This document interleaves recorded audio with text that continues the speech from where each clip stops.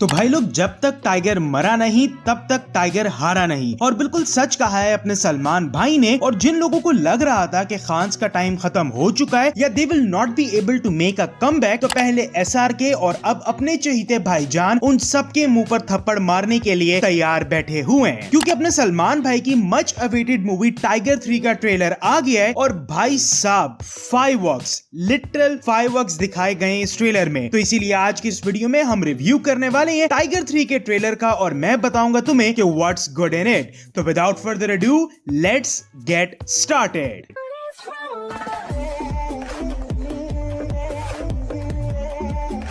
How was the trailer? तो भाई, अगर इस ट्रेलर को बस एक वर्ड में सम अप करूं तो ट्रेलर तबाही है। जब पठान में टाइगर ने पठान से कहा था कि वो एक बहुत बड़े मिशन पर जा रहा है, तो ही लिटरली मीन्स इट, क्योंकि टाइगर 3 हर एस्पेक्ट में अपने से पहले आए अपने काउंटर पार्ट से बड़ी, बेहतर और बवाल लग रही है। जहां टाइगर के मैसेज में हमें सिर्फ इतना बताया गया था कि टाइगर को ट्रेटर यानी कि गद्दार करार दे दिया गया है, तो वहीं पर इस ट्रेलर में हमें overall mood off the movie पर भी थोड़ी सी रोशनी डलती हुई नजर आती है। जहां मुझे इस ट्रेलर की सबसे अच्छी बात लगी इमरान हाशमी। मैं बता रहा हूं तुम्हें कि ये बंदा एक सरप्राइज पैकेज होने वाला है और ये ऑडियंस को अपने परफॉर्मेंस से शॉक कर देगा। जहां में ये बताया जाता है कि टाइगर और इमरान हाशमी का लफड़ा थोड़ा पुराना है। हो सकता है कि टाइगर की किसी पुराने मिशन में ये आमने सामने आए हो और इमरान हाशमी की टाइगर को तबाह करने की ऑब्सेशन को देखकर लग रहा है कि शायद उनका टाइगर की वजह से कोई बहुत बड़ा नुकसान हुआ है, जो कि शायद उनकी फैमिली से रिलेटेड हो सकता है, और इसीलिए वो टाइगर के खिलाफ नो होल्ड्स बार्ड आने वाले हैं। And he will make sure कि टाइगर अपना नाम, अपनी पहचान और अपना परिवार